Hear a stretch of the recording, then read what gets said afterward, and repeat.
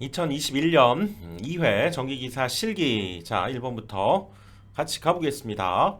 자, 다음은 삼상 4선식 투투나인의 수전설비 단선 결선도다. 각 물음에 답해봐라. 이렇게 돼 있으면 여러분들 이거 처음부터 다 뭐 분석하고 이럴 필요 없죠. 뭘 묻는가를 먼저 보셔야죠. 그래서 자, 보시면 자, 여기에서 단선 결선도의 LA에 대한 명칭, 뭐 기능과 역할, LA를 일단 묻고 있고요.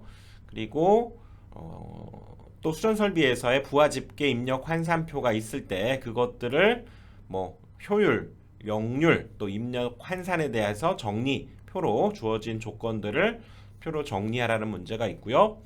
그리고 부하 집계표를 참고해서 TR2 변압기죠. 적정 용량이 얼마인가를 역시 주어진 조건을 가지고 구하고, 그리고 2차 측에 중성점 접지 도체 후 굵기 구하는 문제 이렇게 주어지네요. 그러니까 다시 원래 문제로 가보면 뭐 여기에서 PF니 뭐 VCB, CT 뭐 이런 것들 다 의미가 없다는 얘기죠. 큰 의미가 없는, 즉 이 그림과는 크게 별 상관없는 문제 이렇게 볼 수 있죠. 자, 여기 보면 일단 LA 봅시다. LA를 묻는 문제가 나오니까 이게 피레기죠, 피레기. 그래서 229의 전격 전압이 18kV 기억을 해둬야죠. 그리고 2.5kVA 전격 전류가 되겠고요. 기억을 하셔야 됩니다. 그래서 자, 1번 단선결선도의 LA에 대한 한글 명칭 뭡니까? LA 한번 점검을 해봅시다. 자, LA부터 한번 다시 살펴보면요. 자, 이상전압을 방지하는 그런 기능을 하는 것들이죠. 피레기고요. 그래서 피레기는 이상전압이 습격을 한 거죠. 들어온 거죠. 그럴 때 전압의 파고값을 낮춰서 기기를 보호하고요. 그다음 이상전압을 대지로 방전시키고 그 속류를 차단하는 거죠. 자, 이렇게 정상적인 지금 파형이 오고 있었는데 지금 뇌가 지금 친 거죠. 번개가 친 거죠. 그래서 이상전압이 슉 생겼을 때 피레기를 거치면서 쭉 빠져나가고, 그렇죠? 나머지 뒤에 따라오는 정상적인 흐름, 그걸 우리가 속류라고 하죠. 이것들은 이쪽으로 가지 않도록 차단해야 된다 그 얘기죠. 그래서 많이 지금 아까 이상전압이 많이 줄어들었죠. 이상전압의 파고값을 저감시켜서 보호했고, 뒤에 오는 속류는 이쪽으로 빠져나가지 않도록 차단하는 것이 피레기의 역할이죠. 이렇게 해서 그렇죠, 여기에서 낮아진 거다. 그래서 이 낮아진 전압, 이것은 이 피레기에 사실은 걸리는 전압이다 이렇게 볼 수 있고요. 얘를 제한 전압이다 이렇게 얘기한다고 그랬죠. 그리고 그때 뒤따라오는 정상적인 흐름, 이것을 속류라고 하고 그것은 차단시켜야 되죠. 그래서 여기에 등장하는 여러 가지 용어들, 제한 전압은 이 피레기가 처리하고 남은 전압을 제한 전압이라고 하죠. 즉 처리하고 피레기에 걸리는 전압이다 이렇게도 볼 수 있습니다. 그리고 속류, 방전 전류에 이어서 전원으로부터 공급되는 상용 주파 전류, 즉 정상적인 전류다 이렇게 볼 수 있고요. 충격 방전 개시 전압, 어떤 충격파가 생겼을 때 방전을 시작하는 전압. 그래서 충격파다라고 딱 느꼈다면 낮은 전압에도 방전을 해야 되겠죠. 그래서 충격 방전 개시 전압 당연히 낮아야 되고요. 제한 전압도, 그렇죠? 여기에 걸리는 전압도 낮을수록 좋습니다. 요거 기억을 해둬야죠. 그래서 LA의 한글 명칭이 뭐냐? 피레기죠, 피레기. 자, 기능과 역할 뭐였습니까? 아까 이상전압, 그쵸? 이상전압이 내습했을 때 신속하게 대지로 방류하고 속류를 차단한다. 요거였죠. 그 다음 요구되는 성능 조건 여러 가지가 있었죠. 그 중에서 두 가지만 적으라고 했는데 역할도 있죠, 역할. 자, 기능과 역할에서 뇌전류 및 이상전압으로부터 전기 기기구를 보호하는 것이 피레기의 역할이고요. 자, 요구되는 조건 여러 가지가 있었는데 이 중에서 여러분들 두 가지 적어주시면 되죠. 상용주파 방전 개시 전압을, 이것은 정상적인 방전 그 주파수의, 그러니까 정상적인 주파수의 그런 것들은 정상파로 보고 이것은 상당히 높을수록 높게 하자 그 얘기죠. 이거는 우리한테 들어오는 60도짜리 60Hz짜리 정상적인 주파수기 때문에. 그리고 충격이 생겼을 때 방전하는 개시전압 낮을수록 좋고요. 그렇죠?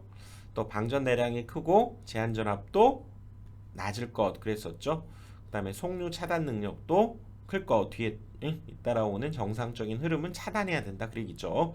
그래서 이 중에서 두 가지를 여러분들이 적어주시면 되겠습니다. 2번 수전 설비 단선 결선도 부하 집계 및 입력 환산표에서 여기 1번에서 3번 요거 이 칸을 한번 구해봐라 그 얘기죠.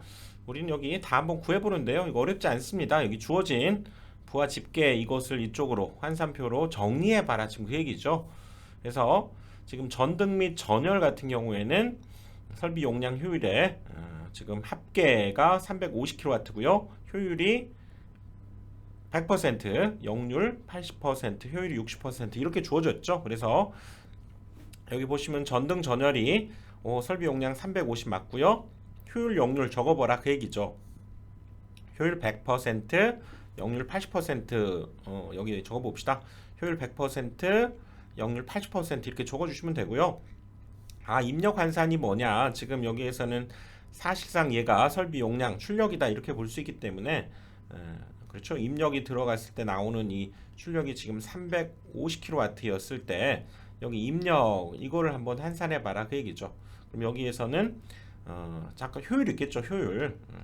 효율이 거치고 얘가 나왔고요. 또 입력 그 출력이 유효 전력이고 지금 입력은 킬로볼트 암페어 피상 전력이기 때문에 역시 역률까지 고려해 주면 된다는 얘기죠. 그래서 여기 주어진 설비 용량을 자 우리가 여기 입력이라고 하면요. 입력에다가 효율과 우리가 역률을 곱해서 그렇죠? 이런 지금 설비 용량 즉 출력이 만들어지기 때문에 입력을 구하라는 얘기는 얘가 이쪽으로 내려가야 되는 거죠. 효율과 역률로 우리가 나눠주면 되는 거죠. 그래서 여기 350이라고 하는 것을 효율과 역률로 나눠야 되기 때문에 이거죠. 효율과 역률로 나눠줘야 되기 때문에 100% 1로 나누고요. 역률 80%면 0.8로 나누어서 이렇게 입력 환산이 된다 그 얘기죠. 그 다음 여기 일반 동력도 지금 635인데요. 효율 85%, 역률 90% 그대로 적어주면 되고요. 입력 환산 역시 그렇다면 이 설비 용량을 효율과 역률로 나눠주면 되죠. 그래서 635를 0.85와 0.9로 나누어서 계산하고요. 자 여기도 다 채워봅시다. 유도전동기 원도 지금 7.5짜리 두 대가 있죠. 그러니까 설비 용량은 7.5 곱하기 2가 되고 효율 85%에 역률 90% 그대로 적어주고 역시 입력 환산 이 값을 얘네 둘의 값으로 나눠야죠. 그래서 0.85와 0.9로 나눠주면 되죠. 마찬가지로 두 번째 유도전동기 11kW 한 대가 85%에 90%죠. 여기도 지금 85%에 90% 적어서 자 12를 역시 효율과 역률로 나눠야 되기 때문에 뭐 그대로 똑같은 방식에 의해서 계산되죠. 함도 15kW 85% 90% 적어주고요. 얘를 0.85와 0.9로 나눠주면 되죠. 그렇게 계산했고요. 비상조명 8000W는 이제 8kW가 되는 거죠. 효율 100%, 역률 90% 그렇게 해서 1과 0.9로 나눠줘야죠. 그렇게 계산됐고요. 그 다음에 소개는 이 비상동력의 소개죠. 그러니까 여기 계산된 이 값들을 더해서 적어주면 되겠네요. 이렇게 해서 입력 환산 계산한 값 중에서 아까 1번, 2번, 3번 답을 계산해서 적어주면 되겠죠. 다음은 이 단선 결선도와 방금 했던 2번 항에서의 부하 집계 표를 참고해서 TR2의 적전 용량이 얼마인지를 선정해 봐라 그랬네요. 자 여기로 다시 가보면 TR2 요거죠. TR2의 적전 용량을 지금 일반 동력과 비상 동력을 우리가 사용할 수 있는 것을 지금 써야 된다 그 얘기죠. 그래서 자 보시면 TR2는 지금 일반 동력군과 비상 동력군을 지금 사용하는 변압기가 되는 거죠. 그래서 부동률 주어졌고요. 부동률은 나눠야 됩니다. 나눈다 생각해 주셔야 되고요. 변압기 용량은 15%의 여유를 주자. 이것은 0.15를 곱해야 됩니까? 1.15를 곱해야 됩니까? 1 플러스 0.15 값인 1.15를 그 용량에다가 곱해야 되는 거죠. 15% 여유를 둔다는 것은 0.15 곱하면 안 됩니다. 1.15를 곱해서 계산하고요. 또 변압기 규격도 알려줬네요. 그래서 자 TR2에 우리가 용량 변압기 용량 구할 때는 설비 용량, 수용률, 뭐 부득률, 역률 우리가 고려를 해줘야 되는데 이미 우리는 이 설비 용량을 고려했죠. 피상전력으로 고려한 값이 있죠. 앞으로 가보면 여기 일반 동력에서 입력 환산된 값 요거 이미 여기에는 역률이 고려되어 있기 때문에요.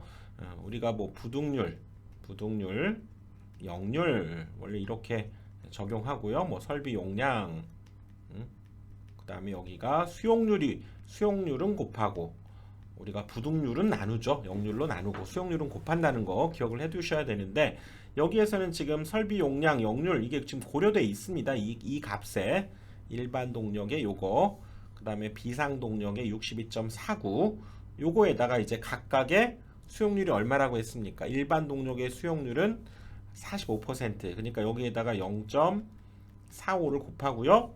또 비상 동력의 수용률은 100%네요. 여기다가는 2를 곱해서 지금 분자의 합으로 표현해야 되죠.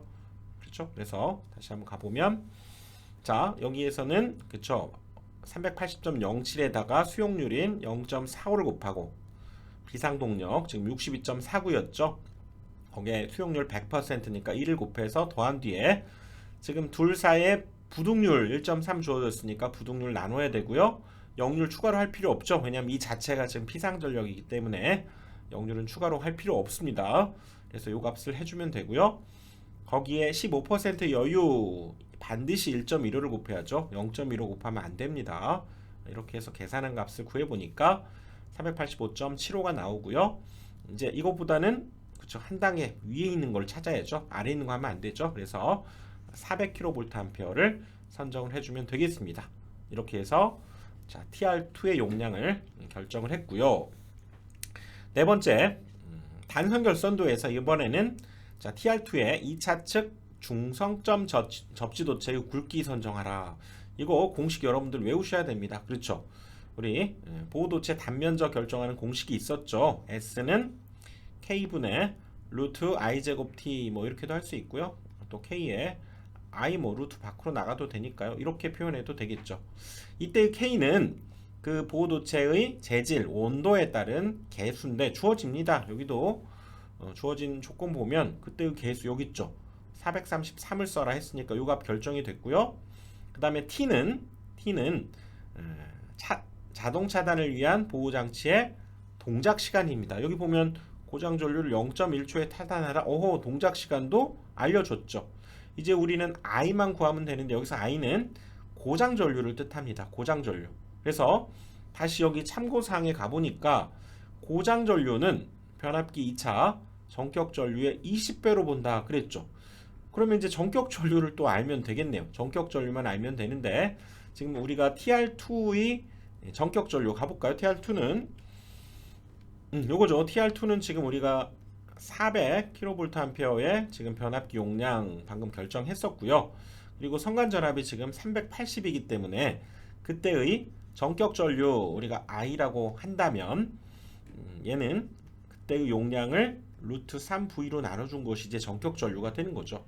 자 여기 분자에는 지금 400kVA가 와야 되고요. 그러면 이렇게 되겠죠. 킬로니까.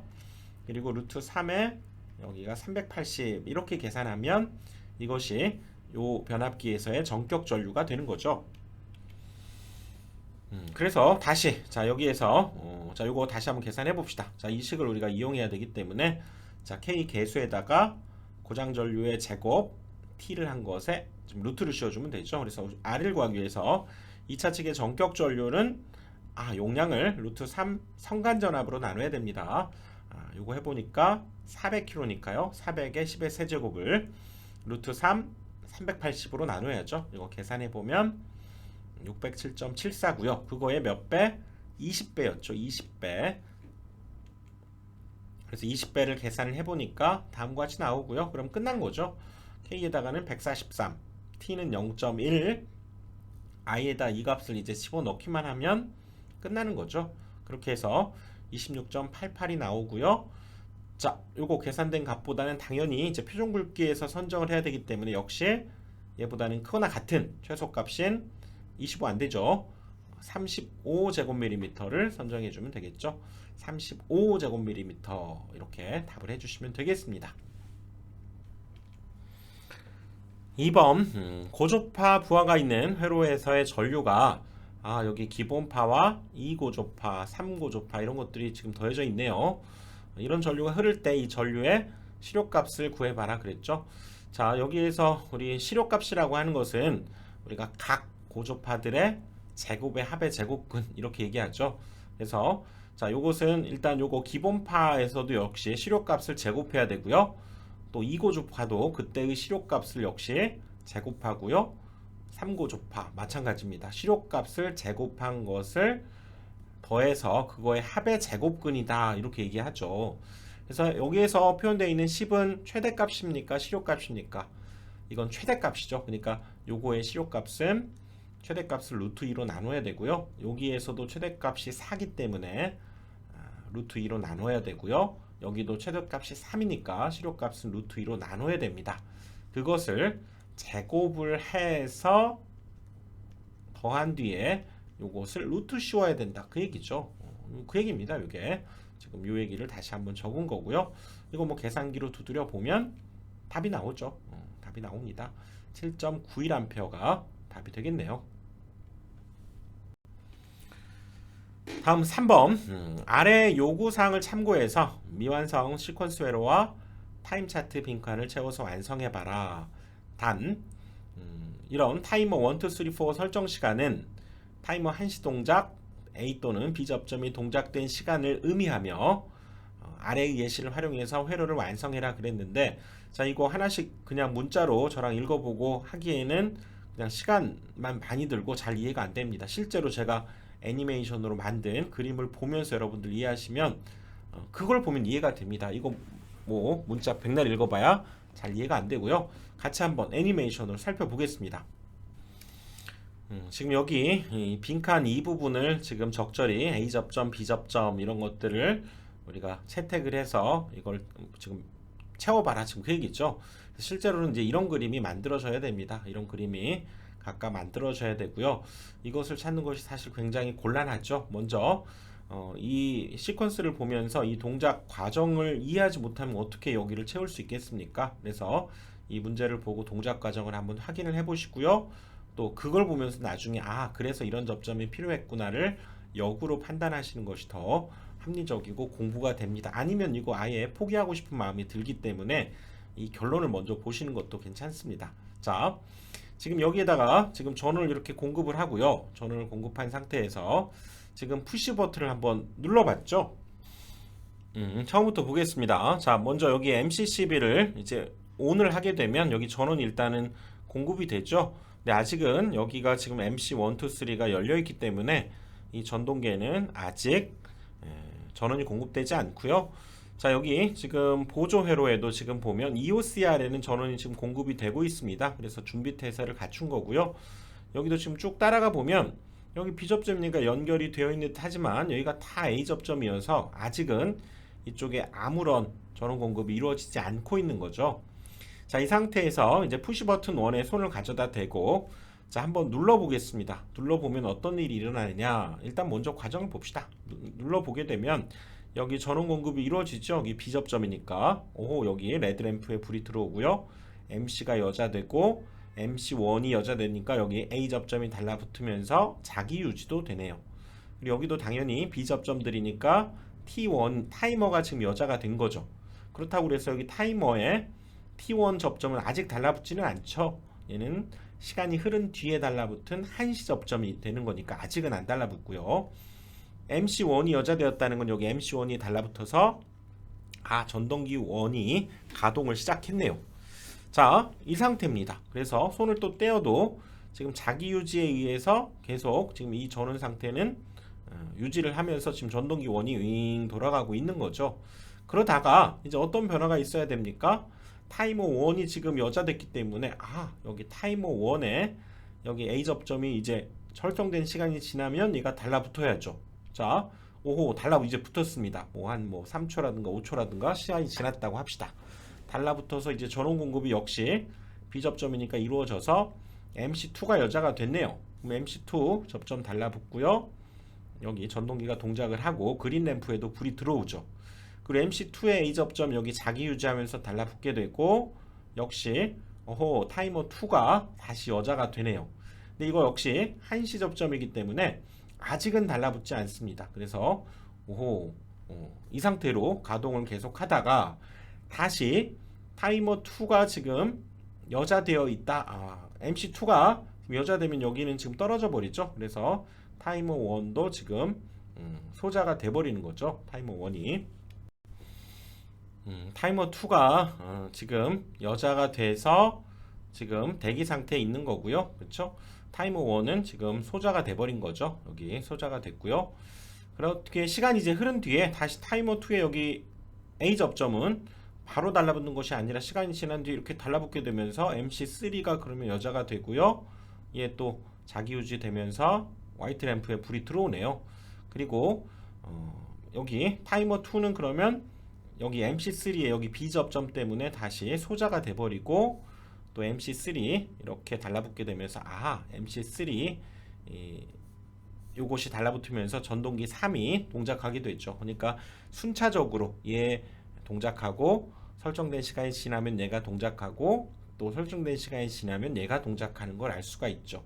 그렇게 해서 이 세대가 순차적으로 우리가 돌아간다는 걸 알 수 있죠. 이런 것들을 우리가 어디에서 먹냐면 컨베이어 벨트 이렇게 돌리는 그런 곳에서 한 번에 이 세 개를 동시에 돌려버리면 순간적으로 막대한 전류가 흐르기 때문에 순차적으로 얘 돌리고 그 다음에 또 얘 돌리고 순차적으로 얘 돌려가면서 그 컨베이어 벨트 이런 걸 우리가 운전할 때 쓰는 회로가 이런 겁니다. 그래서 마지막으로 이제 푸시 버튼 2를 이렇게 누르게 되면 얘가 지금 X가 여자 되고요. 여기 T3와 T4 이 타이머죠. 요거 역시 여자 되면서 요거 X 달라붙고 자기 유지 되고요. 그 다음에 X에 있는 접점을 봐야죠. 여기 X에 있는 B 접점, B 접점 이런 것들이 요것들이 다 떨어져 버리면서 MC3가 소자가 되네요. 그러니까 얘가 떨어져서 이번에는 가동을 멈출 때 MC3가 먼저 꺼지고요.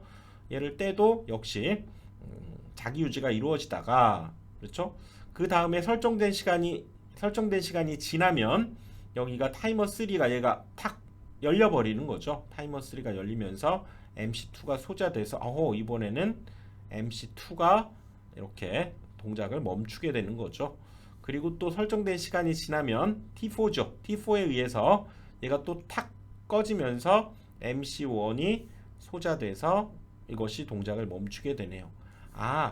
푸시 버튼 2를 누르게 되면 얘부터 꺼지고 그 다음에 설정된 시간이 지나면 타이머 3에 의해서 MC2가 또 얘가 오픈이 돼 버리기 때문에 꺼지고 또 T4에 의해서 얘가 또 전동기가 멈추게 된다. 그 과정을 나타내네요. 그리고 이 동작 과정에라도 어느 한 군데 이렇게 과부하가 걸려서 여기 과전류가 흐르게 되면 EOCR이 그걸 검출을 한다는 얘기죠. 그래서 여기 EOCR에 요 접점이 툭 내려가게 되는 거죠. 야 빨리 끊어 이쪽 보호해야 돼 그러면서 끊기면서 이 모든 것이 이렇게 원상태로 바로 돌아가게 되고요. 여기 옐로우 램프에 연결이 되면서 불이 들어오죠. 자 이거는 수동복귀 얘가 비접점을 뜻합니다. 그래서 이거 관리 감독하는 사람이 와서 지금 여기 지금 이 설비에 뭔가 문제가 생겼구나 라고 문제를 우리가 해결을 해야 되겠죠. 그런 뒤에 수동으로 얘를 복귀시키게 되면 옐로우 램프도 꺼지게 되고요. 다시 처음 상태로 돌아가게 된다 그 얘기죠. 또 여기 운전 중에라도 이렇게 운전 중에라도 여기 푸시 버튼 제로를 누르게 되면 이게 일종의 리셋 버튼이 되는 거죠. 모든 게 다 전원 공급이 중단이 되면서 다 꺼져 버리게 되는 상황이 만들어지는 거죠.